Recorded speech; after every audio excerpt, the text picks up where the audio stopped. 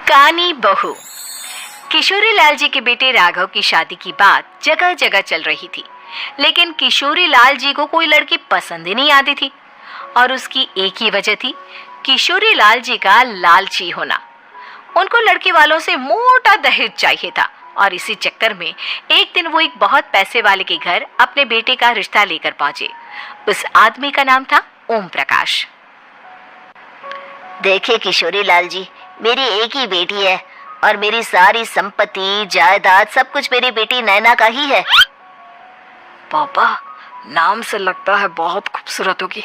कितना अच्छा नाम है ना, नैना। ओ, वैसे बात तो सही है आपकी। अब इतना पैसा है, जमीन जायदाद है, इकलौती बेटी, आप भी क्या करेंगे? सब कुछ उसे ही देंगे ना। बिल्कुल ठीक पहचाना आपने। बस बेटी की शादी और सारी जायदाद उसके नाम। पापा, बिना देखे हाँ कर दीजिए ना। इतना अच्छा रिश्ता फिर कहाँ मिलेगा? माला माल हो जाएंगे हम। मैं अपनी बेटी को बुलाता हूँ। अरे नहीं नहीं नहीं नहीं, आपकी बेटी का नाम नैना है, सुनकर ही लगता है बहुत सुंदर होगी। रहने दीजिए अंकल, मैं तो आपकी बेटी के नाम से ही इतना खुश हो गया हूँ कि उसे बिना देखे शादी करने को तैयार हूँ। अब तो मैं उसका चेहरा सीधे शादी के बाद ही देखूंगा। और इस तरह राघव नैना का चेहरा नहीं देखता और उससे शादी कर लेता है। शादी के बाद अपनी सुहाग रात पर जब राघव नैना का घूंघट उठाकर देखता है तो नैना की आंखें बंद थी। कितनी खूबसूरत हो तुम नैना, जरा अपनी आंखें खोलकर मेरी तरफ देखो तो सही। नहीं, मुझे शर्म आती है। अरे, मैंने तुम्हें शादी से पहले भी नहीं देखा और अब अगर तुम आंखें खोलकर मुझे देखोगे भी नहीं तो मुझे अच्छा कैसे लगेगा? इससे पहले कि नैना अपनी आंखें खोलकर राघव की तरफ देखती, अचानक से लाइट चली गई और राघव नैना को पूरी तरह से देख भी नहीं पाया। अगली सुबह नैना राघव के लिए नाश्ता बनाकर लेकर आई। अरे ये क्या, आधा पराठा सेका हुआ है और आधा बिल्कुल कच्चा। ये तुमने क्या किया नैना? बहू, तुमने क्या आधा पराठा तवे से नीचे लटका कर रखा था जो आधा सेका है और आधा कच्चा? मुझे जितना दिखेगा उतना ही तो सीखूंगी ना पापा जी। जहाँ जहाँ मुझे नजर आ रहा था वहाँ मैंने सीख लिया, जहाँ जहाँ नहीं दिखा वहाँ कच्चा रह गया होगा। इसका क्या मतलब है? ये कैसा मजाक कर रही है तुम? अरे बहू, तुमने इतना लंबा घूंघट क्यों लगाया हुआ है? देखो, हमारे घर में बहुओं को बेटी की तरह रखा जाता है और फिर तुम तो इतना सारा माल लेकर आई हो। देखो, ये घूंघट डालकर रखने की कोई जरूरत नहीं है। हाँ नैना, पापा जी ठीक कह रहे हैं, तुम तो आराम से रहो, अपना ही घर समझो। नैना अचानक से अपना घूंघट उठा लेती है। अरे ये क्या पापा, नैना की तो एक आंख फूटी हुई है।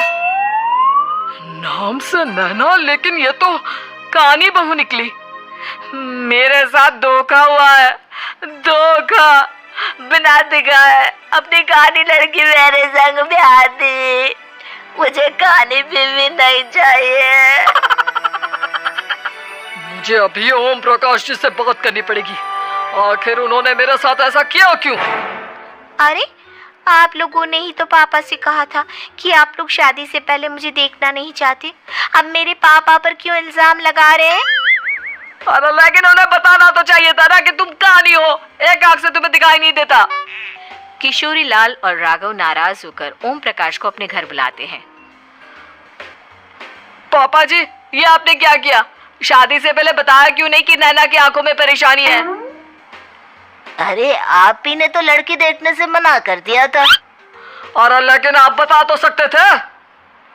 आपको तो हमारी बेटी की प्रॉपर्टी चाहिए थी, वो भी पूरी की पूरी।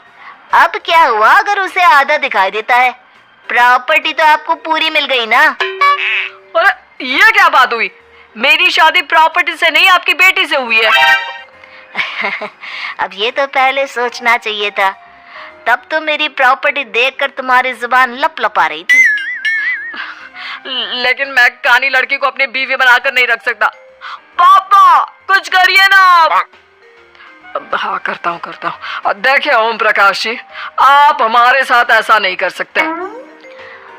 और तुम देखो, अगर तुमने मेरी बेटी से शादी तोड़ी ना, तो जो भी प्रॉपर्टी मैंने तुम्हें दी है वो तो पूरी की पूरी वापस ले लूंगा, और आधी प्रॉपर्टी तुम्हारी भी लूंगा। अरे मेरी आधी प्रॉपर्टी भला क्यों लेंगे आप? इसलिए क्योंकि मेरी बेटी को आधा नजर आता है और उसकी नजर अभी तक तुम्हारी आधी जायदाद पर ही पड़ी है। अब तुम उसे घर से निकालोगे तो कुछ तो लेकर जाएगी ना। और अगर हम आपकी बेटी को अपने घर की बहू बनाकर रखे तो? तो तुम्हारी पूरी प्रॉपर्टी तुम्हारी ही रहेगी, और जो मैंने तुम्हें दिया है ना, उसमें से बस मैं आधा लेकर जाऊंगा। अरे लेकिन अब आप अपनी दी हुई प्रॉपर्टी में से आधी वापस क्यों लेकर जाएंगे? अगर मैं आपकी बेटी को अपनी पत्नी बनाकर रखने को तैयार हूं तो? इसलिए ताकि भविष्य में अगर तुम मेरी बेटी को धोखा दो तो उसके पास कुछ तो रहे जो पति का हो। वैसे मेरे पास तो बहुत कुछ है, लेकिन अपने पति की कोई निशानी तो उसके पास होनी चाहिए ना। अब अगर तुमने मेरी बेटी को कहानी कहा तो तुम्हें प्रॉपर्टी भी कहानी ही मिलेगी, पूरी नहीं। जमाए राजा। किशोरी लाल और राघव समझ चुके थे कि वो बुरी तरह फंस चुके हैं और अब उनके पास वहां से निकलने का कोई चारा नहीं है। अब समझ में आया ना, लालच बुरी बला होती है। एक तो तुम्हें प्रॉपर्टी मिली, ऊपर से बीवी मिली, उसमें तुम्हें नखरे भी दिखाने हैं। आए बड़े, चुपचाप बैठो तुम। कुछ दिनों के बाद नैना राघव की कार लेकर बाजार घूमने निकलती है और जब कार लेकर वापस आती है, ये क्या? एक तरफ से मेरी गाड़ी पूरी खराब हो चुकी है। लगता है तुमने मेरी गाड़ी को किसी दूसरी गाड़ी के साथ एक्सीडेंट किया है। अरे अरे कितना बड़ा नुकसान कर दिया तुमने बहू। वो क्या है ना पापा जी, मुझे एक आंख से दिखाई नहीं दे रहा था, सामने से गाड़ी आ रही थी। मुझे तो सिर्फ आधा ही दिखाई दिया और वो गाड़ी मेरी कार से रगड़ते हुए निकल गई। अब मैं क्या करूं बताओ? आप इसे ठीक कराने के पैसे कौन देगा? तुम्हारे पापा। तुमने मुझसे इस तरह से बात की? अभी रुको। नैना राघव की शिकायत ओम प्रकाश को कर देती है।